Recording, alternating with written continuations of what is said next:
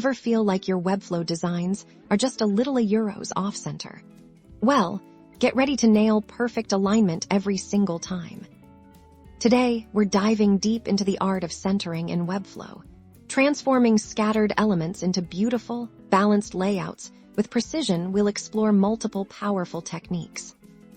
First up, Flexbox. Your go-to for one-dimensional alignment. Select the parent container of the element you want to center in the Style panel.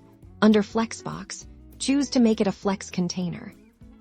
To center horizontally, set the Justify setting to center. Watch how your element snaps right into the middle. For vertical centering, simply change the Align Items setting to Center. Boom. Perfect horizontal and vertical alignment with just a few clicks. Next, let's talk grid. Perfect for two-dimensional layouts. Select your grid parent in the Style panel. Under Grid, you'll find settings for horizontal and vertical alignment.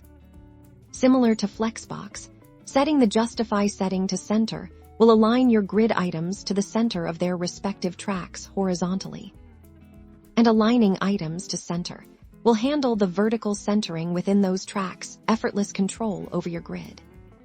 Finally, for that classic horizontal centering of a single block-level element, we can leverage margins. Select the element you want to center. In the spacing section of the Style panel, set the left margin to Auto. Then, set the right margin to Auto as well. Watch as the element neatly centers itself within its parent container. Mastering these centering techniques is fundamental for creating professional, polished Webflow websites. Experiment with them to bring balance and visual harmony to your designs. Happy designing!